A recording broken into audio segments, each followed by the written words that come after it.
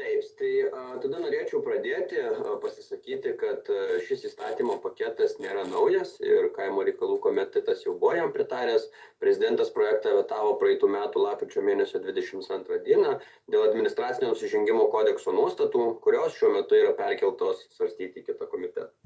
Tai iš principo įstatymų pakeitimų projektai sprendžiamos yra šios problemos. Žemės įstatymo 29 straipsnio nuostatų dalis pripažinta prieštaraujančia Lietuvos Respublikos konstitucijai. Keičiant poįstatyminius teisės aktus, nustatyta priešara tarp tam tikrų ANK, priežiūros įstatymo ir žemės įstatymo nuostatų, gauti pasiūlymai susiję su įstatyminio lygmens nuostatų keitimu. Siekiama aiškiau reglamentuoti efektyvesnio valstybės žemės valdymo teisinius įrankius, tai yra nuomos sutarčių nutraukimą ir užtikrinimą, kad žemė po statiniais nebūtų naudojama lengvatinėmis sąlygomis, konkretizuoti taikomas lengvatas ir kita.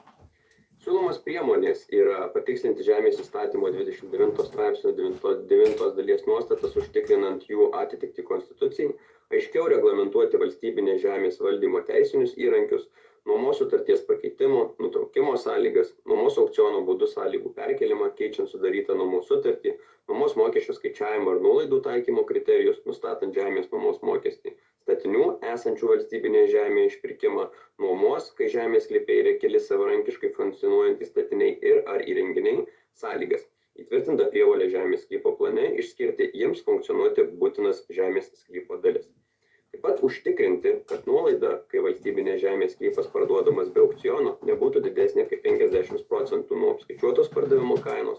Įvertinus NŽT vykdomą patikėtinių priežiūros funkciją pagal 22-23 metų priimtus žemės įstatymo pakeitimus, pašalinti nustatytus teisinio reguliavimo trūkumus. Žemės įstatymo 55, 56 ir 64 straipsnios nuostatos suderintos su ANK ir TPI projektų nuostatomis. Atliekami kiti redakciniai ir ar teisės techniniai pakeitimai. Tai tiesiog dar norėčiau pasikartoti, kad paketas nėra naujas. Visoms Seimo teisės departamento pastaboms mes siūlome pritarti. Tai dėkoju už skirtą laiką pristatymui, o jeigu turite kažkokių techninių klausimų, tai yra prisijungusios mano kolegės ir galime pakomentuoti. Ačiū, gerbiamas viceministrė. Tikrai matosi, kad įsigilinęs į klausimą. Kolegos komiteto nariai, ar turite klausimų? Kol galvojate, aš dar paklausiu vieną klausimą. Tai yra, norėjau paklausti, nes kaip jūs ir minit, projektas nėra naujas, jis buvo vetuotas, tai galbūt galite trumpai pasakyti, kas pasikeitė atliepiant į prezidento veto, na ir kokie buvo padaryti ar pakeitimai ir atsižvelgta į ką, ar tai yra tas pats identiškas projektas užregistruotas, kuris buvo pirmasis, galbūt galite patikslinti. Ačiū. Tai jeigu labai nesupyksite, tai aš norėčiau perduoti žodį savo kolegiams, kad nepasakyčiau kažko. Tai Erika ir Algė, gal galėtumėt pakomentuoti klausimą? Labą dieną. Iš tikrųjų, prezidento veto šitas paketas savyje neša ir administracinių nusižengimų kodeksą, ir būtent administracinių nusižengimų kodekse buvo norima atsisakyti nuobaudų taikymo už žemės naudojimo pažeidimus, jeigu tai yra tarp privačių asmenų, ir paliekant nuobaudas tik tai, kad priežiūra vykdanti institucija taikytų, jeigu yra pažeidimai valstybinės žemės atžvilgių. Tai tie pataisimai, kurie buvo atlikti reaguojant į prezidento veto, jie atsidūrė, nugulė į administracinių nusižengimų kodeksą, bet kaip viceministras ir paminėjo, jis yra svarstomas tame komitete. Tai dėl prezidento veto pokyčiai buvo būtent tokie atlikti šitame pakete. Ačiū už patikslinimą, to ir norėjau, kad ir komiteto nariai išgirstų. Toliau noriu paklausti Arūnas Dudėnas. Prašau, Arūnai. Dėkui, pirmininkė, šiek tiek tokio bendresnio klausimo, kadangi matau, aplinkos ministerija yra prisijungusi. Sakykit, buvo panaikinta ta trumpalaikės nuomos tos visos galimybės ir sutartis, pavyzdžiui, ūkininkams, ne? Ir dabar yra tokių situacijų, kad yra žemė ir ją galima išsinuomoti tik tai ilgalaikė sutartimi. Tai reikia rengti žemės projektą, panašiai, tai užtrunka metus ir daugiau, ta prasme, nes vis tiek apimtis yra didelės. ir ta žemė tuos metus ar panašiai yra nenaudojama ir valstybė negauna pajamų. Taip pat norėjau pasiklausti, ar jūs matote tame problemą ir ar ją dar kažkaip tai galima spręsti, kad ją galima būtų įveiklinti, naudoti ir valstybė gautų pajamas, ta prasme, iš to. Čia, sakau, daugiausiai susijęs su to trumpalaikės nuomos atsiradimu, neatsiradimu. Kas čia, ar viceministras, ar iš ministerijos kažkas specialistų gali atsakyti? Matau, kad laba diena, kolegės, internetas turbūt stringa, tai galbūt aš pakomentuosiu. Tai susiję ne su trumpalaikė nuoma, kaip jūs kalbate, o susiję su laikino naudojimo institutu. Tai reiškia, turėkime omeny, kad tai yra nesuformuotas žemės sklypas, kuris buvo suteiktas laikinai naudotis. Nacionalinė žemės tarnyba nuolatos nuo šitų pokyčių susidaro veiksmų planus, aktyviai skelbiami yra žemės reformos, žemėtvarkos projektų procesai, tai bandoma tą situaciją spręsti. Aplinkos ministerija tikrai nuolatos gauna informaciją, ataskaitas, kaip vyksta, kas ketvirtį ir tikimės, kad išsispręs tie klausimai per ateinančius porą metų. Ir nebeliks to poreikio laikinai naudotis. Ačiū už patikslinimą. Taip, toliau ranką kelia, komiteto narių nematau, matau Vilius Kriaučiūnas, Verslo konfederacijos. Keliu ranką. Nemačiau, Kazį, atsiprašau, prašau, klauskit. Tai čia va, tas, kur atsakymas paskutinis, tai yra tiesiog toks biurokratinis atsakymas. Žiūrėkit, 2 metai, gal 4 praeis, jūsų kadencija baigsis ir viskas išsispręs. Taip mums netinka. Labai geras kolegos buvo klausimas, ar kodėl nėra, kad žemė būtų įveiklinta, netaikoma ta, jūs ten institutus paminėjot, kad terminai kiti, bet esmė yra ta pati, tai trumpalaikė žemės nuoma. Čia tų savokų mums nereikia, mums paprastai ūkiškai. Kodėl jos nėra? Tai jūs į metus čia galima nesunkiai paskaičiuoti, prarandat milijonus, kai ta žemė neįvertinta ir sakot, kad kadencijai baigiantis jūs viską įspręsit. Tai prašau atsakykite į šitą klausimą, kada tai sutvarkysim, nes kolegos labai aiškus, geras klausimas ir tikslus. Ir ten institutais jūs čia mums nemosikuokite. Ačiū, Kazį, už pasisakymą, turbūt čia ne į tą... Klausimas, tai tegul atsako į tą klausimą. Mums netenkina 2 metai.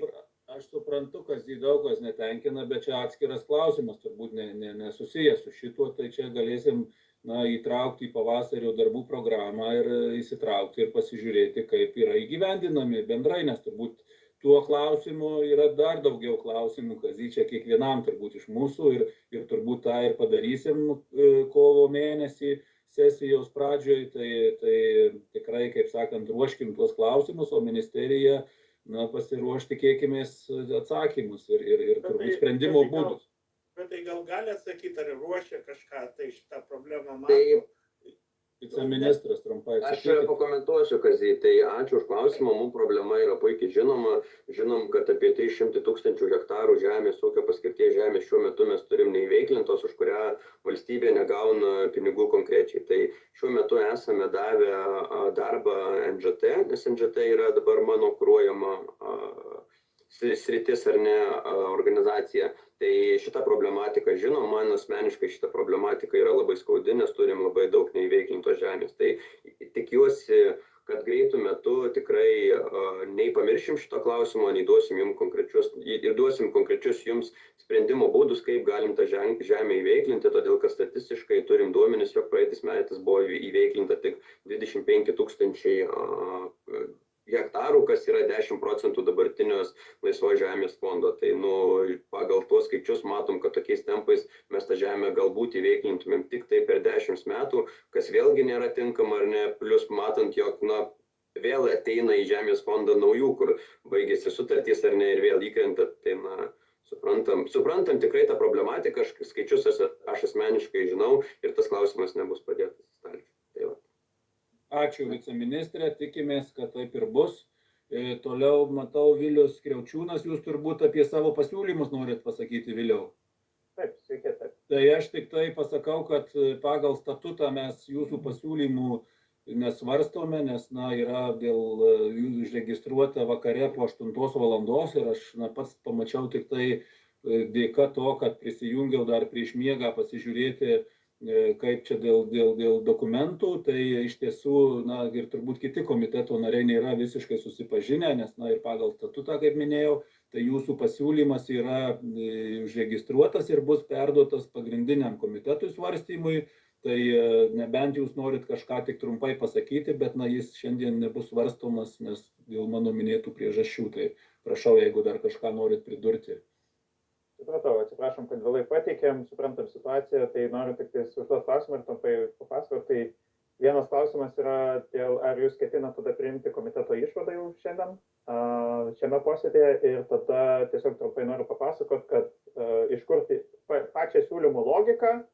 Tai mes kaip Lietuvos verslo konfederacija visuomeniniais pagrindais veikiančią efektyvios valstybės komisiją įsteigėm kartu su kitom verslo organizacijom. Mes siekiame mažinti perteklinį reguliavimą, kurį suvokėme, tokį reguliavimą, kurį iš esmės suvokėme, kad jeigu panaikinsim, tai pavyktų tiesiog sumažinti administracinę naštą, nepakenkiant niekam kitam visuomeniai.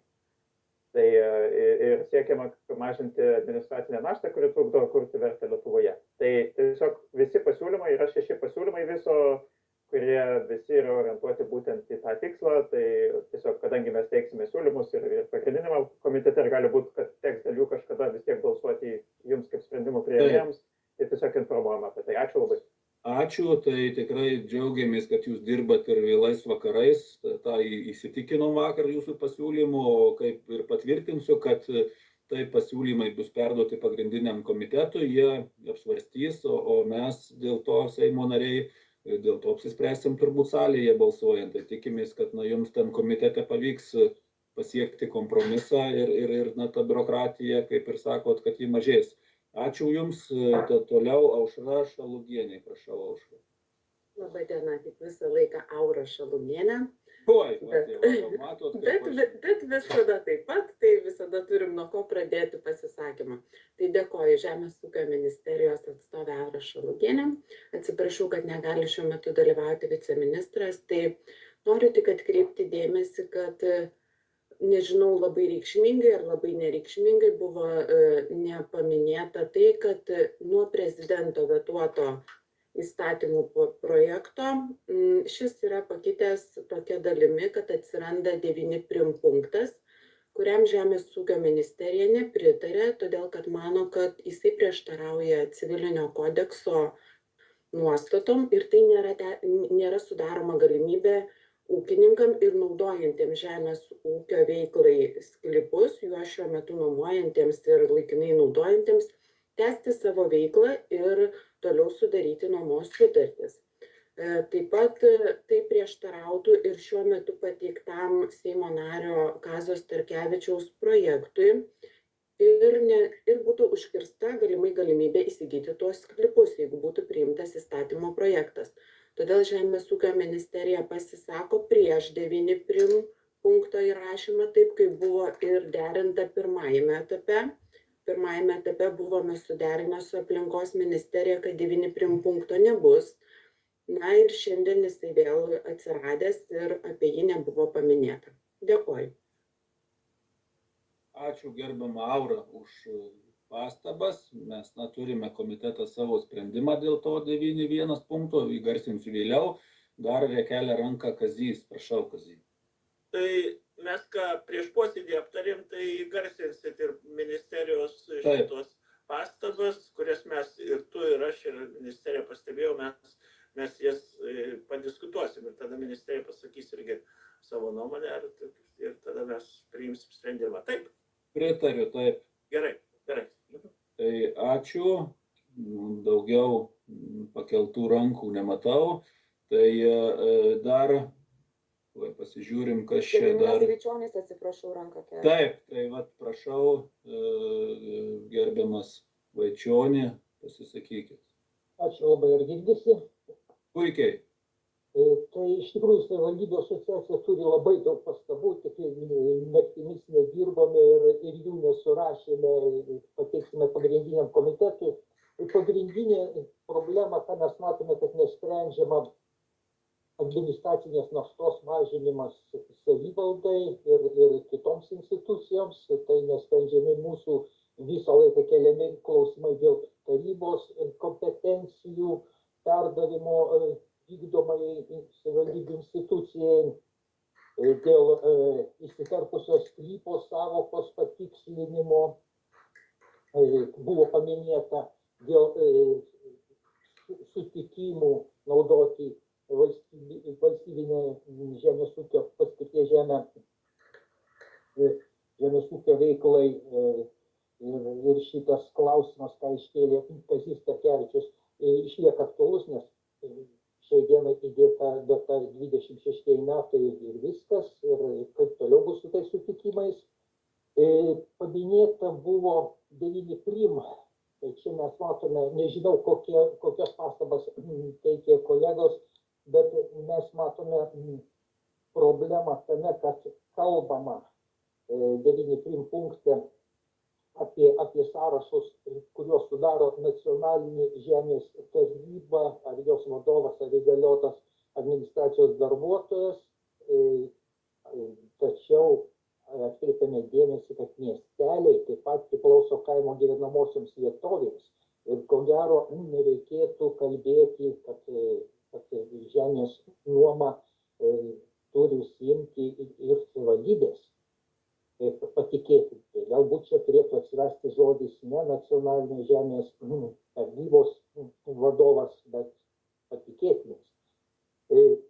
Dėl apibrėžimų labai gerai, kad atsiranda apleistų statinių apibrėžimas, tačiau jis yra nepakankamai aiškus, ką reiškia paskutinė sakinio dalis, tačiau visais atvejais nėra suvykę. Ten kalbama apie 2 atvejus iš esmės, tai apie statinius, kurie įtraukti į sąrašus, ar apie nebaigtos statybos statinius. Tai čia neaišku, ar taikoma tik nebaigtai statybai, ar ir tiem, kurie yra įtraukti į sąrašus.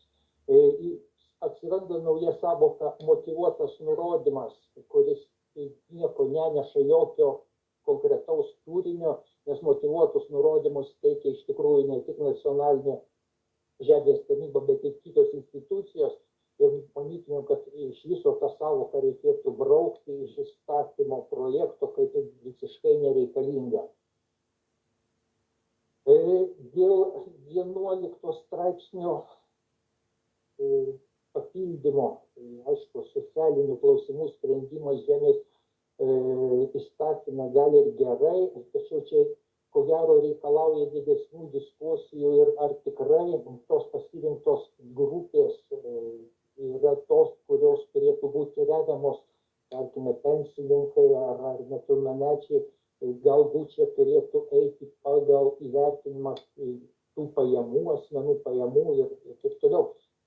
Tuo labiau, kad Europos Sąjungos šalyse yra įprasta remti ne įsigijimus, ar tai būsto, ar tai žemės, bet nuomą. Tai yra lengvatinė sąlyga sudaryti per nuomą, bet ne per įsigijimą. Tai čia, sakau, diskusija ir norėtųsi vis tiek grįžti prie tokių platesnių diskusijų, galbūt planuojama šio įstatymo projektą teikti vyriausybės išvadoms ir tai leistų geriau įvertinti patį projektą. Nežinau. Taip, čia ir daugiau tokių pastabų esame susirašę, labai geri pakeitimai yra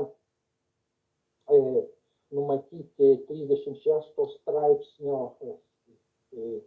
kur savivaldybių baudimas ar tų privalomų Gediminai, biškai aš noriu jūs truputį nutraukti, bet aš dabar girdžiu tai, ko iš tikrųjų savivaldybių asociacija nėra parašytas tų pastabų ir tikrai keista girdėti pakankamai svarbius atrodo dalykus.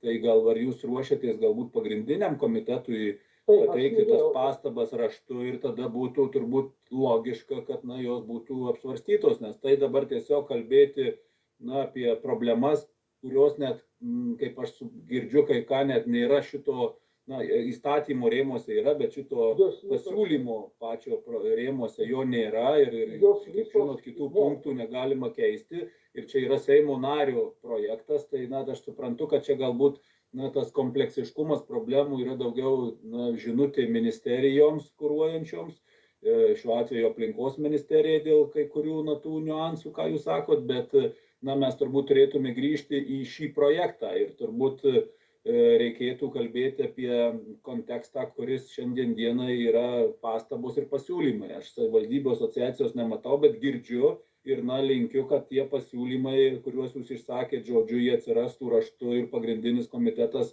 juos galėtų svarstyti ir tada galima būtų priimti sprendimus ir galbūt tie pasiūlymai atsigultų ir į patį projektą ir tikrai išsispręstų kai kurie niuansai, kas yra sprendžiami. Tai tiesiog, kad negaišinti laiko, o kad jūs galėtumėt tuos pasiūlymus parengti, ir tą ir siūlau, kad mes galėtume eiti dabar per projektą ir kalbėti apie tą, ką turime raštu išvadoje. Tai jeigu nieko prieš, daugiau kalbančiųjų nematau, lygtais visi išsisakė, komiteto nariai taip pat, tai tada siūlau kolegos eiti per išvadą, tik tai pastebiu, kad čia yra 3 atskiros išvados, kadangi mes kažkas matau kelia ranką dar.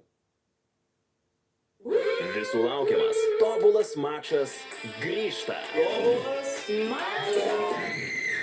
Kaitinantis kūnai. Bet jau taip aukštyn žemyn, žiūrėk. Ašaros. Aistra. Pykčiai. Realybės šou tobulas mačas. Kiekvieną trečiadienį per GO3. Gal jau nebekeli rankos. Gerai, tai tada einame pagal išvadą ir turbūt galbūt, ką mes ir siūlome, teisės departamento yra visa eilė pasiūlymų, mes siūlome jiems pritarti ir siūlome pritarti toje apimtyje visų tų pasiūlymų, kad nereikėtų per kiekvieną eiti, nebent turit kolegos kitokią nuomonę, bet tai būtų daug efektyviau ir greičiau, tai matau, kad pritarėme tam, ačiū, ir tada einame prie tų, kur pritarti ir atsižvelgti, tai praktiškai mes atsižvelgėme ir į Seimo Lietuvos Respublikos Teisingumo ministerijos pastabą, taip pat Lietuvos Respublikos specialiųjų tyrimų tarnybos pasiūlymą, toliau yra piliečių asociacijų, politinių partijų, lobistų ir kitų suinteresuotų asmenų pasiūlymai ir čia yra pasiūlymas, kolega yra Bujokas ir ar jisai yra prisijungęs, ir man įgarsinti trumpai. Atsiprašau, ne Bujokas, tai yra pilietis Gintaras Bujokas, kuris pateikė pasiūlymus dėl išsilavinimo rengiant atitinkamus žemėtvarkos dokumentus, kas yra turbūt nelabai mūsų komiteto kompetencija. Tai aš todėl ir noriu paklausti, esam atviras komitetas, jeigu žmogus prisijungęs, bet matau, kad neprisijungęs ir mūsų siūlymas yra spręsti pagrindinėme komitete, kur yra jų kompetencija, ką jūs teisingai ir įgarsinote. Ar galim pritarti, kolegos? Matau, kad pritarta. Lygiai taip pat yra ir kitas piliečio Bujoko pasiūlymas, kuris taip pat siūloma spręsti pagrindiniam komitete. Ir trečias pasiūlymas taip pat, tai visus tuos pasiūlymus mes ir siūlome spręsti pagrindiniam komitete. Kitas yra Žemės ūkio ministerijos, dėl ko čia jau buvo klausimų, tai yra 9.1 prim straipsnis, tai prašau Žemės ūkio ministerijos, kas gali pristatyti pasiūlymą. Pasiūlymą greičiausiai pristatyti aš galėčiau, bet pasiūlymą mes išdėstėme raštu pažymoje, tai matyt, aš jau viską kaip ir pristačiau pirmojo pasisakymo metu, kad mes tiesiog nepritarėme, nes tai prieštarauja civiliniam kodeksui ir nematome tuomet tęstinumo nuomojamų ūkių. Pasiūlymas taip labai paprastai, buitiškai atrodytų taip, kad mes tiesiog nepritarėme šito straipsnio naujo įvedimui, taip kaip ir buvome pasisakę anksčiau. Ačiū, matau, Kazys kelia ranką, prašau, Kazys.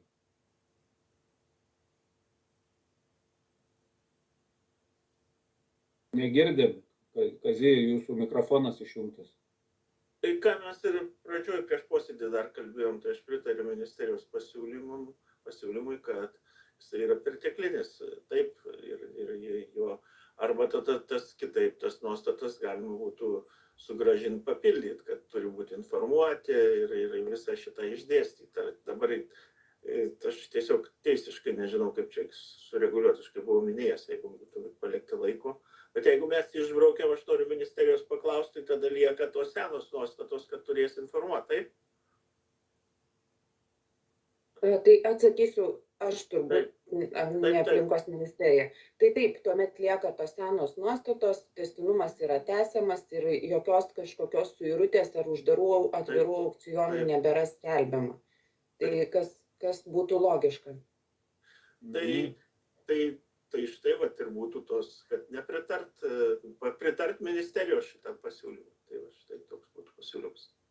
Taip, tai ačiū Kazy ir mūsų taip pozicija yra pritarti ir tikrai dabar techniškai siūlymas pritarti ir papildyti pasiūlymą dėl informavimo, ką mes ir kalbėjom, ir lygiai taip pat dėl žemės įsigijimo, kad būtų, kas ir siūloma buvo dėl aukciono, kad jeigu pareiškia norą ir besiribojantis nuomininkas, kad būtų tas uždaras supaprastintas aukcionas. Taip?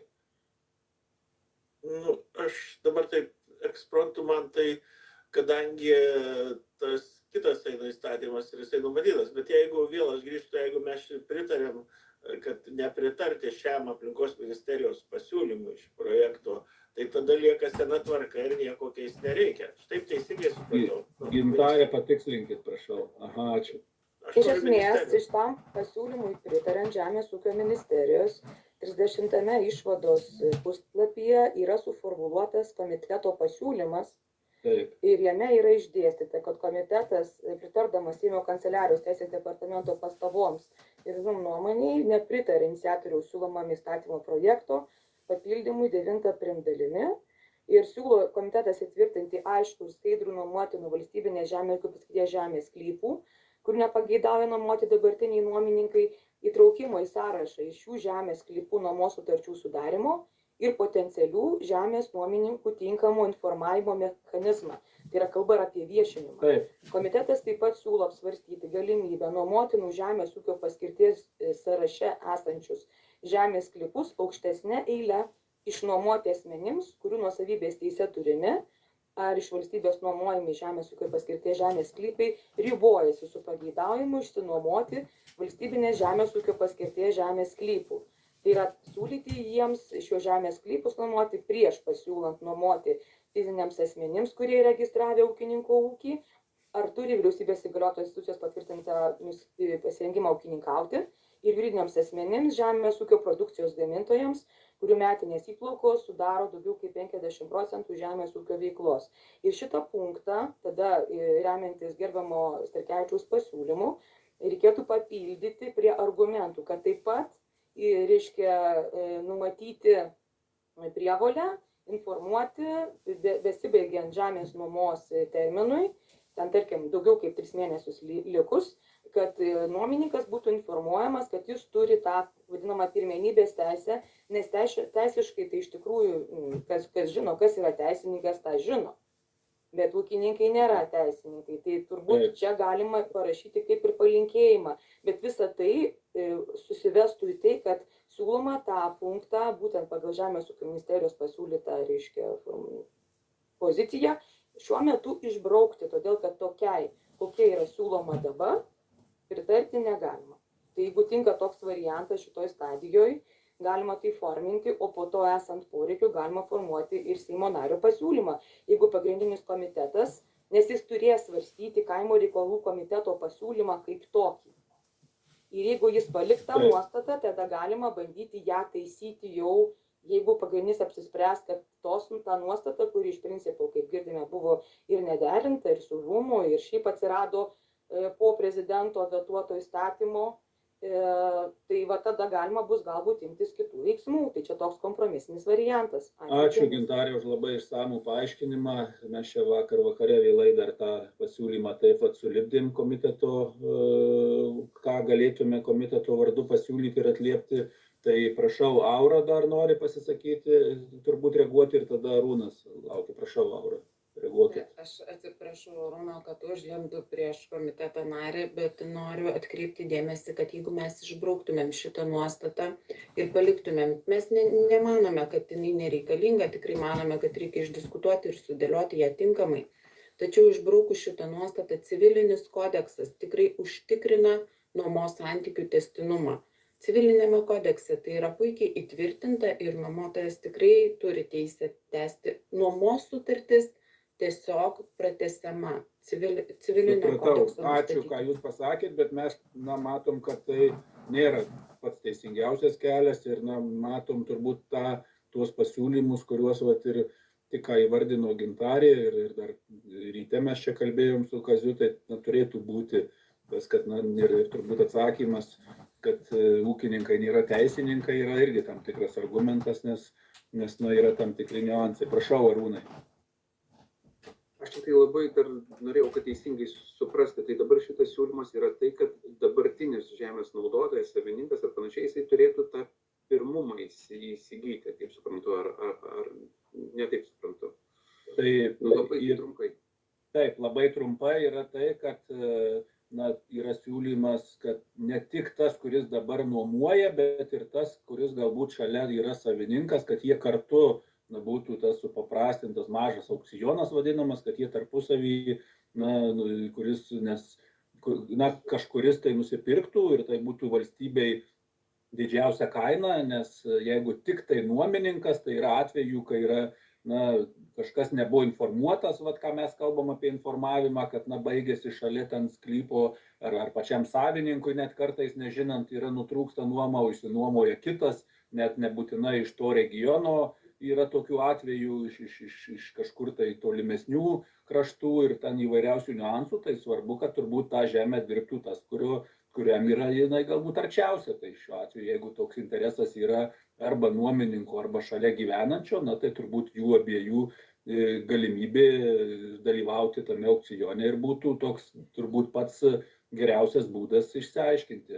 Prašau, tai nuomininkas jau nebeturėtų tada to pirmumo, ta prasme, kuris įdirbo tą žemę ir panašiai, ir jis nebelieka jam pirmumo. Jisai būtų vienas iš tų prioritetų, tai būtų keli pagal tą tvarką, kuri yra dabar galiojanti, kad tas prioritetas atsiranda, kad nuoma tai nėra absoliutus pirmumas, o tai yra ir šalia, kuris galbūt mes, jeigu kalbam apie yra įsiterpęs mažas sklypelis ir jį kažkas nuomoja, bet šalia yra didesnį sklypą turintis savininkas, kad ir jam būtų galimybė, jeigu jisai nenori, tai tebūnie perka tas, kuris nuomoja, bet jeigu ir jisai nori, tai tada būtų aukciono būdu.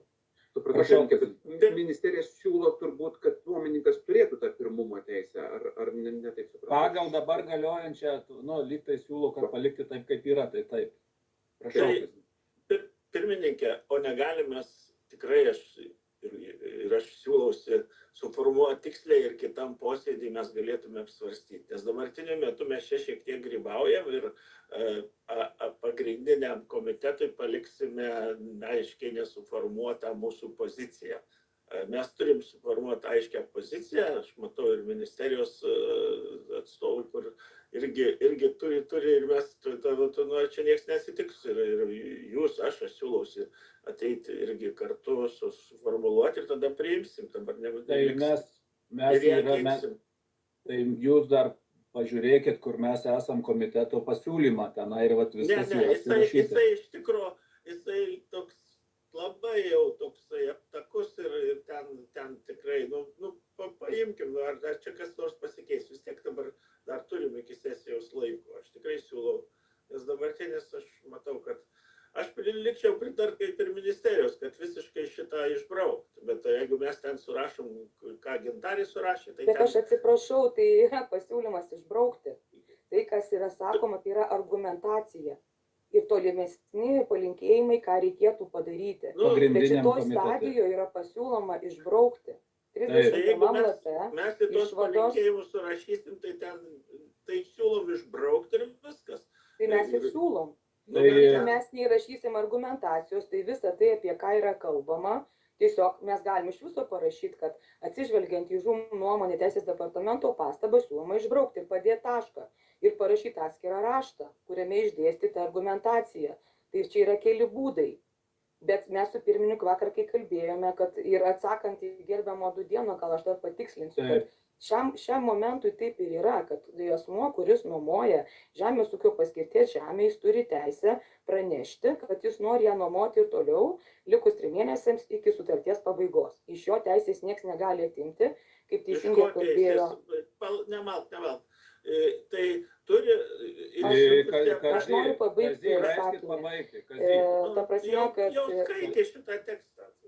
Gerbiamas Dudėnas uždavė klausimą, kaip būtų eilės. Tai dar kartą, pagal civilinį kodeksą, tas asmuo, jeigu jis praneša, jis turi teisę, reiškia, nuomoti ir toliau. Bet, kaip gerbiamas Starkevičius kalbėjo, apie tai niekas jo neinformuoja, kad jis tokią teisę turi. Dėl to toks pasiūlymas yra, kad papildyti dar šituo įpareigojimu iš anksto, kaip ir regitroje ar kažkas atsiunčia pranešimą, kad jūs turite tokią teisę. Tai yra viena. Antra eilė, tai yra juridiniai asmenys, kurie uždirba daugiau kaip 25% žemės ūkio veiklos arba fiziniai. O tada trečia jau eilė, vadinamoji, aš taip paprastintai, yra būtent gretimybės, tai yra besiribojantis. Tai pirmininko nuomonė, tas besiribojantis gretimybė turėtų eiti aukštesnė eilė prieš fizinį asmenį, juridinį asmenį, užsiimantį žemės ūkio veiklą bet kur Lietuvoje. Jo toks buvo pasiūlymas. Jeigu komiteto nariai nepalaiko, tai čia yra dar dalykas toks, aš ir nežinau, kaip gerbiamas Starkevičius sako, ar tada reikia, nes tikrai tas mūsų sąrašas plečiasi. Tai gal tiesiog parašyti, kad išbraukt šitą punktą, tai jokių didelių argumentacijų. Ir tada jau šitą klausimą, ką mes dabar keliam, nes jau yra trečias aspektas. Nebent galbūt galima palikti pirmą dalį, kur yra kalbama apie tai, kad nėra to mechanizmo teisingo, skaidraus ir aiškaus, kad reiškia įstatymo projekto rengėjas žinotų, kad yra į tą mechanizmą poreikis. Jeigu turim mintį, kad tuos sklypus, kurių niekas nenori nuomoti, mes įtraukiam į sąrašą ir tada siūlom kažkokioms eilėms. Taip? Tai galbūt tada reikėtų su tuo mechanizmu padirbėti, kad būtų aišku visiems, kaip tas mechanizmas veikia, kaip ten sklypai juda, kokia yra stadija, kad visi žinotų, kad jie gali įsijungti ir ar jų teisės nebuvo pažeistos. O tada tuos klausimus apie gretimybių perkelimą ir automatinį pranešimą gal galima, aš nežinau, daryti pasiūlymą. Taip, ačiū Gintarė už labai detalų paaiškinimą. Bronis Ropė kelia ranką. Jo, iš tikrųjų, kuo daugiau klausaus, to neaiškiau man darosi, vis nauji aspektai ir nauji aspektai, tai mes jau matyti padarysim taip, kad patys nesuprasim, ką padarėm. Tai aš tikrai kviesčiau grąžinti atgal ir susėskit, pataisykit, patobulinkit, nes kiek matau, ir aplinkos ministerija rinkčia galvas, kad reikia kažką tai kitaip padaryti, negu pateikta ir tada teiks svarstyti. Tai, nes dabar mes kaip nevirsim košės, nežinosim, kaip ją paskui srėkti. Na, Broniau, čia reikia skaityti, mes kalbam apie pasiūlymą, kuris, kaip sakant, iš konteksto tik tai atsirado vakar ir jeigu yra toksai, mes norėjom padaryti, kad tas nestabdyt proceso. Kažkas čia kalba dar įsiterpęs. Dabar nuo 15 prasideda paraiškų rinkimai. Taip, pagrįskim. Tai apie tą. Ačiū, kad išjungit. Tai principas yra toksai.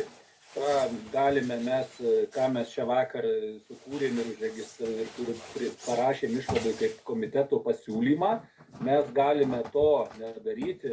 Aš užregistruosiu atskirą kaip Seimo narių pasiūlymą dėl tų informavimo, dėl eilės ir visa kita. Galim tiesiog eiti pagal išvadą nepritarti tam pasiūlymui. Ir tada pagrindiniam komitetui mes aš užregistruosiu kaip pasiūlymą ir nereikės čia mums diskutuoti. Nors norėjome taip, kad komiteto pasiūlymas yra svarstomas pirmumo tvarka, ar kaip čia pasakius, pagal statutą yra, būtų atsižvelgta, nes tai būtų komiteto pozicija ir nuomonė. Bet jeigu komitetas... Pirmininkė, niekas, ką kolega Ropė sako, mes padirbam dar savaitę prie šitos formuluotės, jinai labai yra svarbi. Ir dar ir su to pačia ir aplinkos ministerija, ir turėsim kitam, grinai grįžtam prie šito punkto ir turėsim aiškę nuomonę ir su aplinkos ministerija padirbsime, kad rastume tos bendrus vardiklius, aš matau, galima rasti. Ir mes tada jau kovotume už tą bendrą kaimo reikalų komiteto poziciją, kuri būtų aiški, nes čia iš tikrųjų dabar tokius atsiranda vis dar tas, tai mes turim tikrai, aš siūlyčiau, argi sakau, padirbam. Aš irgi pritariu Kaziui. Bet yra vienas niuansas, kad, aišku, komitetas pagrindinis jau yra bent jau, žinau, kiek suplanavęs kitą savaitę irgi daryti klausimus ir neturės mūsų išvados ir tada atidės. Sesija nevyksta, čia nėra. Supratau, tai jeigu ir Arūnas, matau, linksi galvą, tai nėra čia, kaip sakant, man intereso čia, kaip sakant, stumti ir perduosim aplinkos komitetui, kad yra interesas ir tada kolegos kviečiu tada įteikti raštu tuos pasiūlymus ir tada subalansuosim kitam posėdžiui šitą komiteto kažkokią bendrą poziciją. O negalėtumėt, pirmininkė, taikyti tokią praktiką, jūs kaip komiteto pirmininkas, dar kas nori prisidėti prie šito pasiūlymo ir neraštu, vėl suteiksim visą raštu, vėl atiduosim biurui suformuluoti, paskui vėl ginčysimės. Tai paveskit, kas nori dalyvauti šitos pataisos kūrime ir bus labai viskas aišku ir judės. Tai yra projektas jau yra paruoštas ir tada siūlau tam projektui teikti pasiūlymus arba pastabas ir tada subalansuosim tą galutinį variantą. Tai turbūt išvada yra parašyta, tai suprantu, darom pertrauką dėl visų 3 projektų, prieštaraujančių nematau, tai sutarta bendru sutarimu. Ačiū kolegos už diskusijas, ačiū prisijungusiems ir kviesime į kitą posėdį prisijungti. Tada sekantis mūsų klausimas yra klausimas 7 dėl agrocheminių tyrimų laboratorijos veiklos tęstinumo užtikrinimo bei kaimo reikalų komiteto sprendimo įgyvendinimo. Yra kviesti visa eilė interesantų, tai ir vyriausybės atstovai, finansų ministras, švietimo mokslo sporto ministras, žemės ūkio ministras, turto banko, taip pat Vytauto Didžiojo universiteto žemės ūkio akademijos, taip pat žemdirbių organizacijų atstovai. Ir situacija tikriausiai dėl laboratorijos yra pakankamai sena, prisimenam visi, ir tikriausiai matau kelia ranką ministras Ignas Hofmanas, tai tada ministrė žodis jums ir tada jau mes tęsim svarstymą. Prašau, ministrė. Ačiū, gerbiamas pirmininkė. Kadangi turėsiu taip pat vykti į kitą komiteto posėdį, tai taip ir noriu pirmas ir pasisakyti.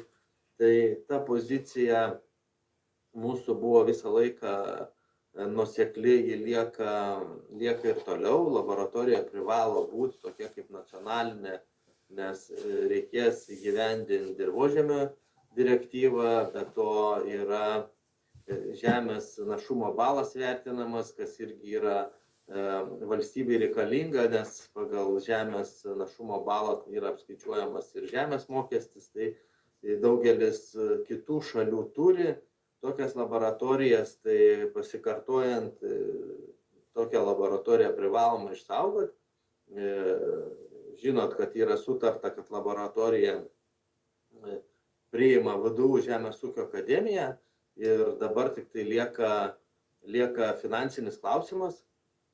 Dar nebūnant man ministro pozicijoje, savivaldai dalyvaujant aktyviai nuo praeito pavasario buvo atkreiptas dėmesys ir dedamos didelės pastangos, kad laboratoriją išsaugoti ir buvo sutarta, kad šitą pastatą esantį Kaune Savanorių prospekte, kur dabar yra laboratorija, bus parduotas, pinigai bus skirti patalpų įrengimui ir įrangos naujos pirkimui, atnaujinimui, nes įranga yra atgyvenusi, bet dabar šiek tiek iškyla dėl turto banko pozicijos toks klausimas, kadangi turto bankas nenori parduoti šito pastato, jiems reikalingas Kaune dėl tiesiog patalpų, tai mūsų Žemės ūkio ministerijos nuomonę ir poziciją mes neprieštaraujam,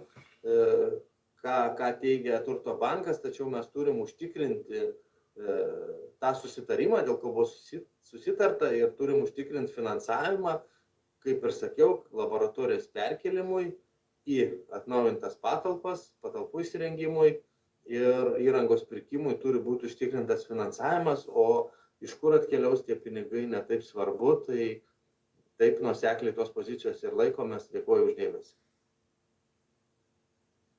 Ačiū ministrė, tai tikiuosi direktorius Turto banko yra prisijungęs, ar yra, patikslinkit, nes nematau ilgas sąrašas. Finansų ministro reiktų nuomonės ir baigtųsi tas klausimas čia. Paprasčiausiai. Panašu, gerbiamas Kazy, finansų ministro nemačiau, bet noriu tikrai atkreipti dėmesį, kad vis tik atrodo Turto bankas turėtų būti vyriausybė, nes yra prie vyriausybės, prie finansų ministerijos, turbūt yra įgyvendinanti politiką institucija, neformuojanti, nes dabar tikrai pagal dokumentus, kuriuos esame gavę, tai akivaizdu, kad Turto bankas yra formuojanti politiką ir sprendžianti, kur, kas, kam, kada turi būti.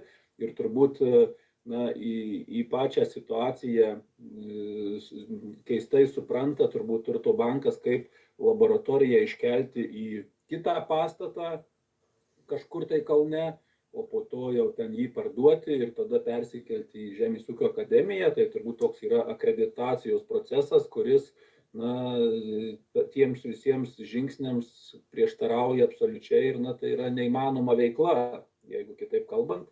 Tai tikrai norėtųsi paklausti dar kito klausimo, tarkim, su ta pačia veislininkystė, kur neseniai čia mes klausimą irgi ministerijoje buvo, ir žiūriu, veislininkystės turtą parduoda pati Lietuvos veislininkystės valdyba, ne Turto bankas, tai ar čia gal tada Turto banko visai Lietuvai nereikia, nes gali tos institucijos, kurioms pavesta tą turtą valdyti pačios ir pardavinėti, nes kažkaip man atrodė, kad tai yra centralizuota įstaiga, norinti su tikslu gauti didžiausią pelną, o ne manipuliuoti sprendimais. Ir jau tuoj bus metai laiko, kai laboratorija pakabinta ore, nevyksta svarbus dalykai, ką ministras tik ką sakė, nematom to tikslo, kur yra ir mum ataskaita, ir Europos direktyvos įgyvendinimui, ir kitiems dalykams. Tai vis tik norėtųsi tų atsakymų ir turbūt, kad tie sprendimai įvyktų.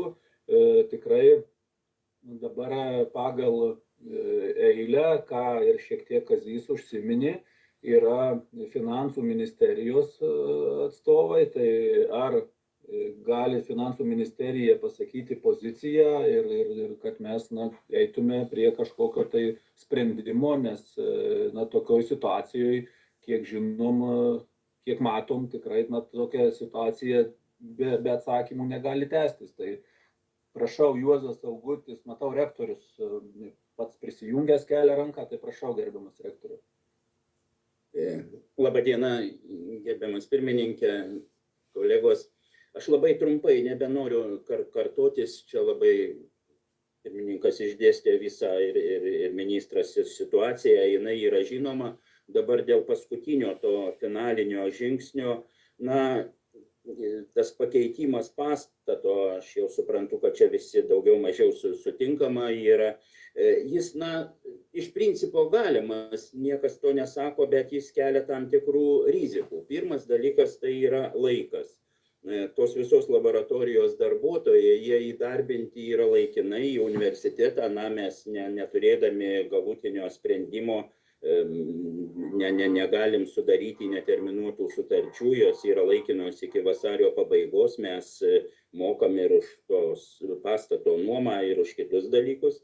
Keitimas keltų mums pakankamai didelių problemų, jeigu reikėtų investicinį projektą. Aš čia truputį pasakysiu, kad, na, tas investavimas turto į universitetą, jo pardavimas yra susietas su investiciniu projektu, kurį kartu tvirtina vyriausybė nutarimu. Tai aišku, mes visą tai padarę ant šito pastato, kadangi tokie buvo, na, tokie pažadai, toks kelias buvo surastas kaip vienintelis. Keitimas, jeigu reikėtų keisti investicinį projektą, jis tikrai, na, užtruktų pakankamai ilgai, nes tai yra tarybų atitinkamai derinimai, vėl iš naujo visi. Tai dėl to mes prašytumėm tą pastatą tikrai palikti. Na, aišku, jo ir finansinė pusė irgi yra kitokia, ten tas, kuris yra siūlomas, yra jis ženkliai pigesnis. Bet pagrindiniai yra šitie laiko faktoriai ir tikrai, jeigu, na, tas pakeitimas būtinas yra, tai tada jau, na, jis turėtų, čia nežinau, tam pačiam vyriausybės posėdyje būti padarytas, ko labai nesinorėtų, nes, na, kaip jau sakiau, tie pakabinti yra žmonės ir mes per šitą laikotarpį jau 80 000 esame įdėję į tos laboratorijos iš universiteto lėšų ir tai augina, nes turint, jeigu būtų sukeistas pastatas, mes iš karto vis tiek tos laboratorijos neiškelsim, tada akreditavimui laboratorijos irgi pasunkėtų, nes jie būtų, nu, kažkokių kitokių šeimininkų, ne universiteto pastate, būtų, nežinau, išliktų ar Lamco pastatas, ar Turto bankas jį perimtų, tai laboratorija būtų vieno subjekto, pastatas kito. Tai, žodžiu, kelia tokių daug problemų, bet, nu, kaip jau sakiau, čia iš principo tos lėšos mums yra reikalingos perkelimui, jos būtų galima daryti ir su kitu pastatu, bet bijau, kad šitam brendant per šitą brastą keitimas būtų labai sudėtingas. Tai tiek aš. Ačiū, gerbiamas rektoriau, už turbūt tą situacijos įvertinimą ir turbūt problemos išryškinimą. Ir tai paminėsiu, kad prieš suteikiant žodį, matau, premjero patarėjas, buvęs irgi kaimo reikalų komiteto narys Vigilijus Jukna kelia ranką, prieš suteikiant jam žodį pasakysiu tai, kad ir jis pats dar praeitoj kadencijoje balsavo ir palaikė dėl šios laboratorijos išlikimo ir tų sprendimų, dėl kurių mes čia šiandien susirinkom. Ir tik pagarsinsiu, kad Švietimo, mokslo ir sporto ministerija parengė vyriausybės nutarimo projektą ir, na, jis buvo paleistas derinimui ir labai keista, kad, na, būtent jam prieštarauja tas pats Turto bankas. Lygs, atrodo, visos institucijos tarpusavy sutarė, tai iš tikrųjų toks sprendimas komplikuotų ir sustabdytų turbūt laboratorijos modernizavimo ir perkelimo tą procesą, ką ir girdėjome iš gerbiamo rektoriaus pasakymo, ir turbūt pratęstų terminus, kas, na, vėl matom, turėtų tikrai greičiausiai nemažų pasiekmių sėkmingam laboratorijos darbui. Tai gerbiamas Vigilijau, prašau, jūs vyriausybės poziciją, galbūt kažką ir šiandien turit naujesnio pasakyti. Ačiū. Tai labą dieną, sveiki kolegos visi, iš tiesų malonu matyti. Taip, dėl laboratorijos, kaip ir paminėjo gerbiamas Kęstutis, komiteto pirmininkas, nuo pat pirmų dienų, kai atsirado ta problema, buvau aktyviai įsijungęs į tos problemos sprendimą, ne tik, kad balsavau, bet iš tiesų daug ir turėjom šiaip susitikimų darbinių ir sprendėm, ką daryti su tą laboratoriją. Ir pritardamas visiems prieš tai pasisakiusiems, tiek ministrui, tiek rektoriui, pritardamas jų argumentams, norėčiau dar vieną priminti dalyką, tie kolegos, kurie dalyvavo tame procese ir dabartiniai kaimo reikalų komiteto nariai ir gerbiamas Kazys Starkevičius tuo pačiu buvo aktyviai įsijungęs, tai labai aiškiai ieškojame išeities, kągi daryti su tą laboratoriją. Ir galų gale radome išeitį, kad universitetas sutiko perimti ir užtikrinti testinumą šitos laboratorijos. Tai nebuvo iš karto rastas tas sprendimas, tiesiog mes radome tą bendrą diskusijose sprendimą ir tikrai esame dėkingi universitetui, kad jis sutiko tai padaryti. O dabar kitas dalykas, ką mes ir šiandien kalbame, paskendome kažkaip tam biurokratinėme liūne, kaip ir turbūt eilinį kartą paskestame, ilgai viskas trunka. Mes iš tiesų laukiame vyriausybėje jau to projekto, jisai turėtų čia kelių dienų bėgyje atsirasti. Ir aš manau, mes turime judėti greitai į priekį, nes tikrai terminai spaudžia. Apie laboratorijos reikalingumą aš jau šiandien nekalbėsiu. Tikrai jinai vienareikšmiškai reikalinga valstybei, kad turėtumėm užtikrintas tas funkcijas.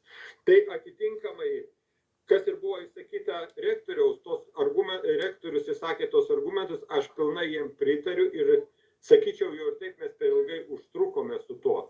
Tai dabar, jeigu mes dar kažkokius keitimus darysime, ar suspėsime tuo pačiu laiku padaryti, kad nepavėluotumėm, kai eina projektas vyriausybės.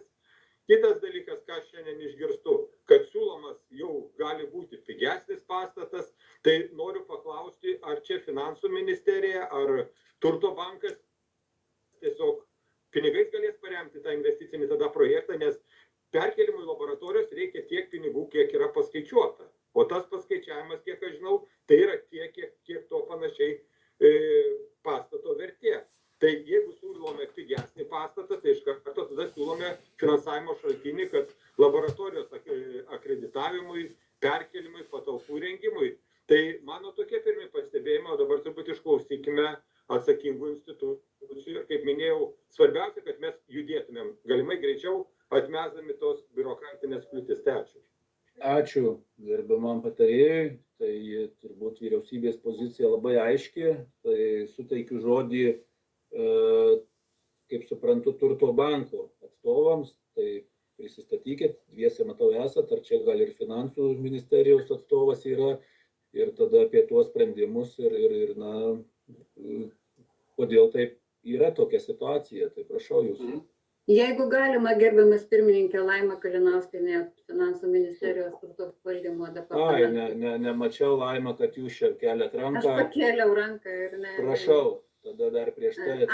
Ačiū labai. Labą dieną, gerbiami komiteto nariai. Aš labai trumpai norėčiau paaiškinti pirmiausia turto banko, aišku. Maistingiams sumuštiniams renkuosi iš lietuviškų miltų kepamą Agotos 45% sėklų duoną. Rolę šitame visame procese, todėl kad yra vyriausybės tvarka ir kai yra teikiamas pasiūlymas vyriausybei investuoti į viešosios įstaigos kapitalą turtą su tikslu jį parduoti, tai pirmo, ko paprašė vyriausybė savo tvarkoj, kad tokie pinigai turėtų būti būtinai investicijom naudojami, tai yra turi būti parengtas investicinis projektas, turi būti pateiktas vertinimas, aišku, to turto ir turi būti turto banko išvada, nes jeigu kažkokiai viešai įstaigai to turto nereikia funkcijom vykdyti, tai galbūt reikia valstybei kitom funkcijom vykdyti. Tai jo misija yra tokia įvertinti ir daugiau niekam nereikia. Turto bankas tai ir padarė. Šitą siūlymą turto bankas gavo praeitų metų lapkričio mėnesį. Siūlyme buvo 76, jeigu gerai atsimenu, turto objektai įvertinti nepriklausomų turto vertintojų, kuriuos universitetas ir siūlo investuoti. 76 objektai. Tarp jų buvo šitas Savanorių prospekto 287 pastatas, kuris dar netgi VDU ir nepriklauso patikėjimo teise. Ir būtent šitą pastatą Turto bankas ir identifikavo kaip tą, kuris galėtų būti panaudotas 8 valstybės institucijų ir įstaigų Kaune perkėlimui, taip optimizuojant Turto banko valdomą portfelį ir būtų panaudojama racionaliai. Buvo pasitarimai šitų klausimų net 3 su VDU, su Finansų ministerijos šiais metais, aš turiu galvoje sausio mėnesį, kur paskutinėme mes ir aptarėme, kad Turto bankas turi ką pasiūlyti. Tai yra Purienų gatvėje teritorija, tai yra kompleksą pastatų, kur anksčiau buvo Kauno vaikų socializacijos centras.